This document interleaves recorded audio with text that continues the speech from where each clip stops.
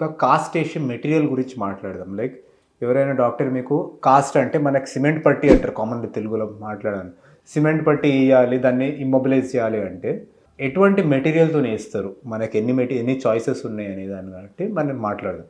So, most కామన్‌గా ఏసే material plaster of Paris అంటారు. మనకి ప్లాస్టర్ ఆఫ్ పారిస్ అంటే మనకి రూఫ్స్, ఈ ఫాల్స్ సీలింగ్స్ ఏస్తారు కదా! అట్లాంటి సేమ్ మెటీరియల్ అది.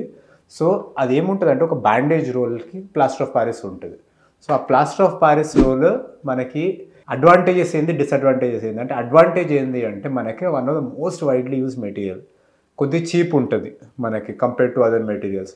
సెకండ్ థింగ్ ఇంకోటి ఏంది అంటే మనకి ప్రాపర్‌గా మోల్డ్ చేయగలుగుతాం. అంటే దానికి మోల్డ్ చేసే షేప్ ఇచ్చే టైం కొంచెం ఈజీగా ఉంటది. సో, మనం కావాలనుకున్న ఏరియాలో ప్రెషర్ పెట్టడం ఇవన్నీ. దాన్ని కట్ చేసుకొని హాఫ్ సైజ్‌లో గానీ ఇట్లా గానీ ఏయగలుగుతాం. అండ్ చిల్డ్రన్‌కి బెటర్ మెటీరియల్స్ ఇది. మనకు ప్రాపర్ మోల్డింగ్ ఒక ఏరియాలో ప్రెషర్ అవసరం. ఒక ఏరియాలో మనకి ఒక మానిప్యులేట్ చేయాలి అనుకుంటే కూడా మనకి plaster of Paris cost is very useful అండి. వన్ మోర్ థింగ్ ఇంకోటి ఏంటంటే ఒక బ్లూ కలర్ మెటీరియల్ మీరు చూసి ఉంటారు.